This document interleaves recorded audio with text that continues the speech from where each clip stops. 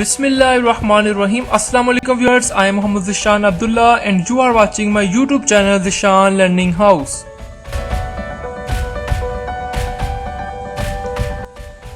Dear students, आज हम physics के बहुत इंपॉर्टेंट टॉपिक को पिक्चर्स की मदद से डिटेल में अंडरस्टैंड करने वाले हैं। हमारा आज का टॉपिक है इलेक्ट्रोमैग्नेटिक स्पेक्ट्रम। इस तरह की इंफॉर्मेटिव वीडियोस हासिल करने के लिए हमारे चैनल ज़िशान लर्निंग हाउस को सब्सक्राइब कर लें और साथ लगे घंटी के बटन को भी प्रेस कर दें।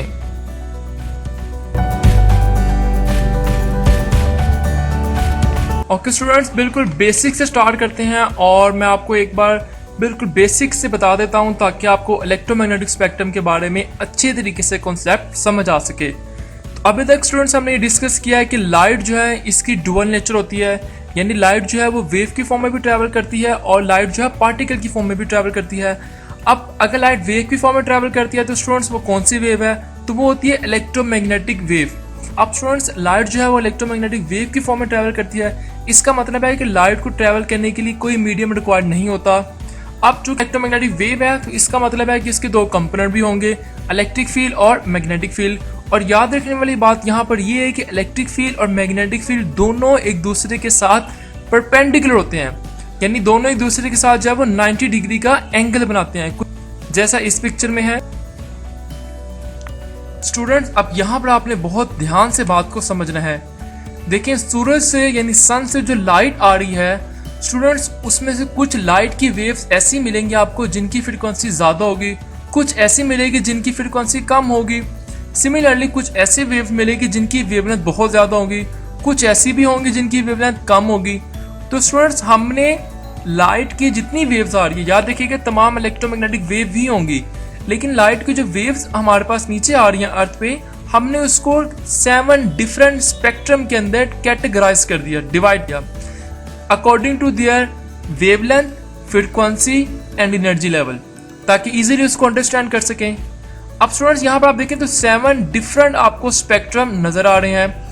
अब इन तमाम स्पेक्ट्रम को हम नाम देते हैं इलेक्ट्रोमैग्नेटिक स्पेक्ट्रम का।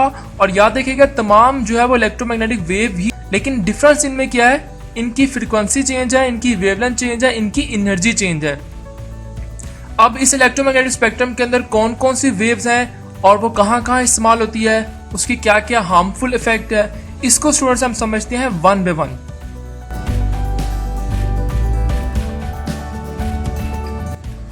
अब स्टूडेंट्स, इलेक्ट्रोमैग्नेटिक स्पेक्ट्रम के अंदर तमाम जो वेव्स हैं उनमें डिफरेंस है फ्रीक्वेंसी का, वेवलेंथ का या एनर्जी का। सो यहाँ पर एक बात जो आपने याद रखनी है और आपने पढ़ी हुई है वो ये है कि स्टूडेंट्स जो हमारे पास फ्रीक्वेंसी और वेवलेंथ है इन दोनों में इन्वर्सली प्रोपोर्शनल का रिलेशन है, यानी वो वेव जिसकी फ्रीक्वेंसी ज्यादा होगी उसकी वेवलेंथ कम होगी, और वो वेव्स जिनकी वेवलेंथ ज्यादा होगी उनकी फ्रीक्वेंसी कम होगी, यानी वेवलेंथ और फ्रीक्वेंसी एक दूसरे के साथ इन्वर्सली प्रोपोर्शनल है। इस बात को आपने याद रखना है ताकि हम अपनी नेक्स्ट जितनी भी स्लाइड्स पढ़ेंगे उसमें हम इसको बार बार डिस्कस करेंगे। स्टूडेंट्स, यहाँ पर मैं आपको इलेक्ट्रोमैग्नेटिक स्पेक्ट्रम की कंप्लीट पिक्चर दिखा रहा हूँ। सो यहाँ पर देखिए, सबसे पहले रेडियो वेव्स है, देन माइक्रोवेव है, देन इंफ्रारेड है, देन विजिबल है, अल्ट्रावायलेट, एक्स रेज और गैमा रेज, यानी 7 डिफरेंट वेव्स हैं जो कि इलेक्ट्रोमैग्नेटिक स्पेक्ट्रम के अंदर होती हैं, यानी इलेक्ट्रोमैग्नेटिक स्पेक्ट्रम में ये 7 वेव्स शामिल है। अब स्टूडेंट्स आप गौर करें तो 7 जो डिफरेंट वेव्स हैं इनमें किस चीज का डिफरेंस है। इनमें देखें तो अगर आप देखें पहले रेडियो वेव को, तो रेडियो वेव की जो वेवलेंथ है वो ज्यादा है। अगर आप बात में आ जाए माइक्रोवेव के ऊपर, तो माइक्रोवेव की जो वेवलेंथ है वो रेडियो वेव से कुछ कम है। यानी अगर आप लेफ्ट साइड से राइट साइड की तरफ मूव करते हैं, रेडियो वेव से गैमा रेज की तरफ मूव करते हैं, तो वेवलेंथ जो है वो कम होती जा रही है। ठीक है, इसी तरह से जिसकी वेवलेंथ ज्यादा है मतलब इसकी फ्रीक्वेंसी कम है, यानी लेफ्ट टू राइट अगर मैं मूव करता हूं तो वेवलेंथ कम हो रही है, यानी फ्रीक्वेंसी बढ़ती जा रही है।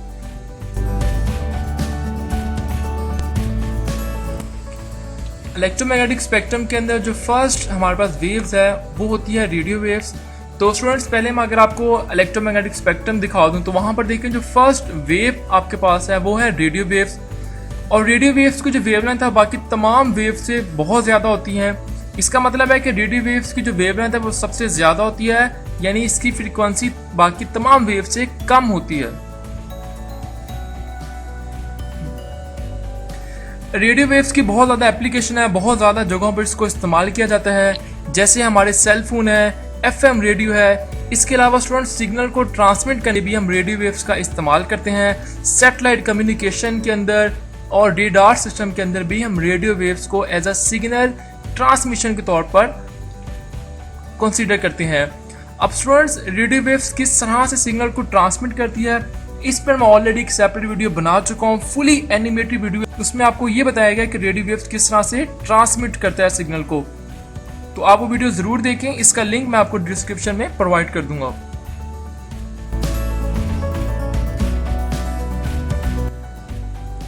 इलेक्ट्रोमैग्नेटिक स्पेक्ट्रम के अंदर जो सेकंड वेव है वो है माइक्रोवेव। तो पहले अगर आप इसका इलेक्ट्रोमैग्नेटिक स्पेक्ट्रम को देखें तो स्टूडेंट्स माइक्रोवेव जो है इनकी वेवलेंथ रेडियो वेव से कम होती है और इंफ्रारेड से ज्यादा होती है। इसका मतलब है कि जो माइक्रोवेव है इसकी फ्रीक्वेंसी ज्यादा होती है रेडियो वेव से।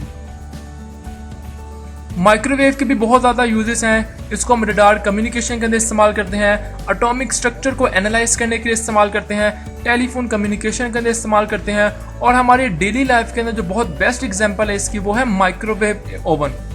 अब स्टूडेंट्स मैंने इस पर भी ऑलरेडी वीडियो बना दिया है कि माइक्रोवेव किस तरह से काम करता है, किस तरह से माइक्रोवेव वहाँ पर हमारे खाने को गर्म करती है।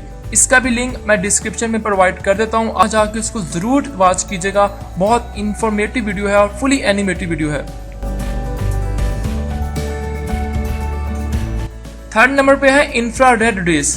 तो स्टूडेंट्स अगर आप पहले इसका इलेक्ट्रोमैग्नेटिक स्पेक्ट्रम को देखें तो यहाँ पर देखिए जो इंफ्रारेड है इनकी जो वेवलेंथ है वो माइक्रोवेव से कम होती है मगर विजिबल से ज्यादा होती है। यानी इंफ्रारेड जो है इसकी फ्रीक्वेंसी माइक्रोवेव से ज्यादा होती है और विजिबल से कम होती है। इंफ्रारेड के भी बहुत ज़्यादा यूजेस हैं, स्पेशली स्टूडेंट्स हम इसको साइंटिफिक लेबोरेटरी के अंदर इस्तेमाल करते हैं। इसके अलावा मेडिकल इंडस्ट्रीज के अंदर भी इसके बहुत ज़्यादा यूजेस हैं। अपनी हीट को ट्रांसफ़र करने के लिए हम इंफ्रारेड को इस्तेमाल करते हैं। इसके अलावा नेविगेशन पर्पस इंफ्रारेड को बहुत ज़्यादा यूज़ किया जाता है। हेज फोटोग्राफी में इसको इस्तेमाल किया जाता है। इसके अलावा बहुत सारे हमारे टीवी के रिमोट्स हैं जो कि इंफ्रारेड पे काम करते हैं। इसके अलावा स्टूडेंट्स अगर आप देखना चाहते हैं इंफ्रारेड को तो इंफ्रारेड को हम डिटेक्ट कर सकते हैं नाइट विजन गूगल की मदद से।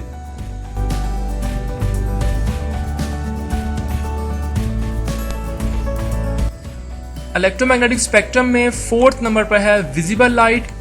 अगर मैं पहले आपको इसका स्पेक्ट्रम दिखा दूं और फिर हम इसकी डिटेल पे आते हैं तो स्टूडेंट्स विजिबल लाइट देखिए, यहाँ पर विजिबल लाइट की जो वेवलेंथ है वो इंफ्रारेड से कम होती है मगर अल्ट्रा वायलेट से इनकी वेवलेंथ ज्यादा होती है। इसका मतलब है कि जो विजिबल लाइट है इसकी फ्रीक्वेंसी अल्ट्रा वायलेट की फ्रीक्वेंसी से कम होती है और इंफ्रारेड से ज्यादा होती है। तो विजिबल लाइट यानी ऐसी लाइट जो ह्यूमन आई इजीली डिटेक्ट कर सकती है, इजीली इसको वॉच कर सकती है, इसे हम बोलते हैं विजिबल लाइट।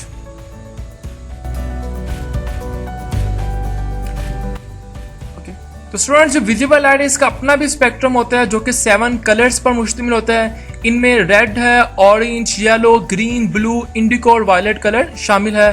यानी ऐसी लाइट जिसको ह्यूमन बीइंग जो है वो डिटेक्ट कर सकता है। तो स्टूडेंट इसकी बहुत ज़्यादा एप्लीकेशन है विजिबल की, हमारी मेडिकल इंडस्ट्रीज के अंदर बहुत ज़्यादा इसकी एप्लीकेशन है। इसके अलावा सिग्नल को ट्रांसमिट करने के लिए ऑप्टिकल फाइबर का इस्तेमाल किया जाता है, तो ऑप्टिकल फाइबर में भी विजिबल लाइट को इस्तेमाल किया जाता है। मेडिसिन इंडस्ट्रीज के अंदर इसका इस्तेमाल है, बहुत सारे मेडिकल इंस्ट्रूमेंट ऐसे हैं जिनमें विजिबल लाइट को इस्तेमाल किया जाता है। टेली कम्युनिकेशन के अंदर, इसके अलावा स्टूडेंट्स हमारे जो प्लांट्स में फोटोसिंथेसिस का प्रोसेस होता है वो भी विजिबल लाइट मुमकिन नहीं है।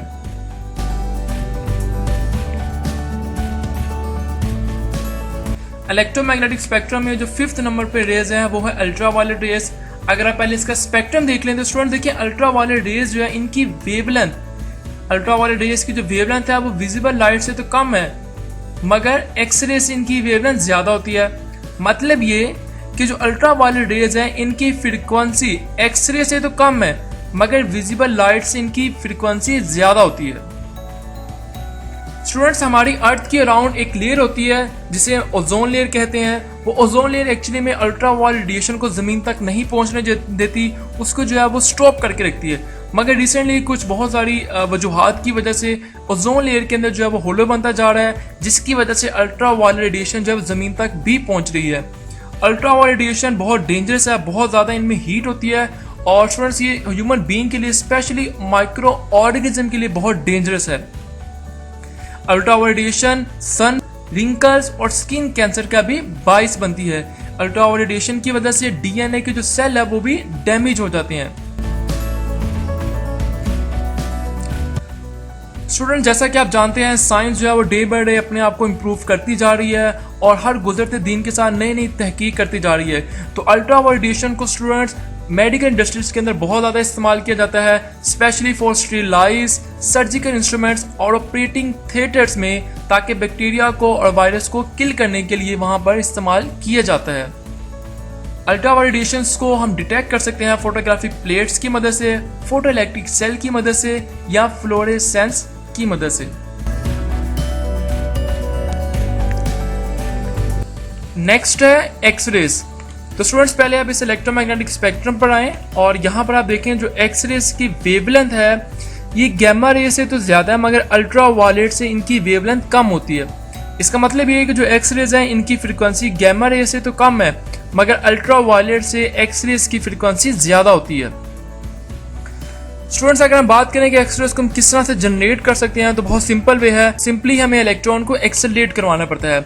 इलेक्ट्रॉन को एक्सेलरेट करवाने के लिए हम एक्सरेज ट्यूब का इस्तेमाल कर सकते हैं या वैक्यूम ट्यूब का इस्तेमाल कर सकते हैं, जहां पर हम हाई वोल्टेज प्रोवाइड करते हैं ताकि इलेक्ट्रॉन वहां से एक्सेलरेट हो, और यूं हम एक्सरेज को जनरेट कर सकते हैं। स्टूडेंट्स, एक्सरेज की एनर्जी बहुत ज़्यादा होती है और इसलिए इनकी जो पेनिट्रेशन एबिलिटी है ये भी बहुत ज़्यादा होती है। एक्सरेज को मेडिकल इंडस्ट्रीज के अंदर बहुत ज़्यादा इस्तेमाल किया जाता है।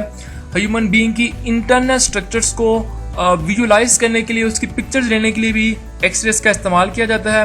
इसके अलावा क्रिस्टल स्ट्रक्चर को एनालाइज करने के लिए, स्टडी करने के लिए भी एक्सरेज की वहाँ पर बम्बारमेंट करवाई जाती है। इसके अलावा स्टूडेंट्स, मेटल प्लेट्स में जो क्रैक्स होते हैं उसको आइडेंटिफाई करने के लिए, चेक करने के लिए भी एक्सरेज की वहाँ पर बम्बारमेंट करवाई जाती है। अब स्टूडेंट्स, डॉक्टर जो है वो लिमिटाइज करते हैं, डॉक्टर एक लिमिट बताते हैं करवाने की, क्योंकि अगर आप ज़्यादा एक्सरेज करवाते हैं तो उससे ह्यूमन बीइंग के जो टिश्यूज है वो डैमेज हो सकते हैं, जिसकी वजह से कैंसर भी हो सकता है। इलेक्ट्रोमैग्नेटिक स्पेक्ट्रम में लास्ट नंबर पर आती है गैमा रेज। स्टूडेंट्स, जो गैमा रेज है इसकी फ्रीक्वेंसी सबसे ज़्यादा होती है और वेवलेंथ सबसे कम होती है। आप यहाँ पर देख सकते हैं कि जो गैमा रेज है इसकी वेवलेंथ सबसे कम है और फ्रीक्वेंसी गैमा रेज की सबसे ज़्यादा होती है। गैमा रेज को हम generate by changes in energy level in the nucleus.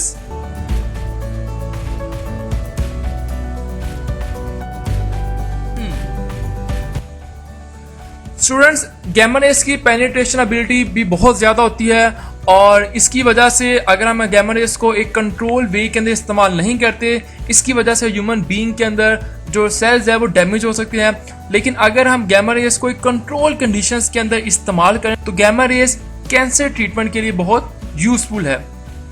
Gamma raise और एक्स रेज को हम डिटेक्ट कर सकते हैं फोटोग्राफिक प्लेट की मदद से, आयोनाइजेशन चैम्बर में। स्टूडेंट्स, ये था हमारा आज का टॉपिक जिसमें मैंने आपको इलेक्ट्रोमैग्नेटिक स्पेक्ट्रम के बारे में डिटेल से आगाह किया। इलेक्ट्रोमैग्नेटिक स्पेक्ट्रम में कौन कौन सी रेज होती है, इनकी वेवलेंथ क्या है, इसके यूजेस क्या हैं और डिसएडवांटेजेस क्या हैं। मैं उम्मीद करता हूँ कि आपको इस लेक्चर से ज़रूर फ़ायदा हुआ होगा। अगर आपको ये वीडियो अच्छी लगी है तो स्टूडेंट्स इस वीडियो को लाइक करें और अपनी कीमती राय कमेंट सेक्शन में ज़रूर दें। Thanks for watching. हमारे चैनल देखने का बहुत बहुत शुक्रिया और दोस्तों इस वीडियो को ज़्यादा से ज़्यादा लोगों तक शेयर करें ताकि हमारा ये मकसद स्प्रेड पॉजिटिव मैक्सिमम लोगों तक पहुंच सके। अल्लाह हाफिज़।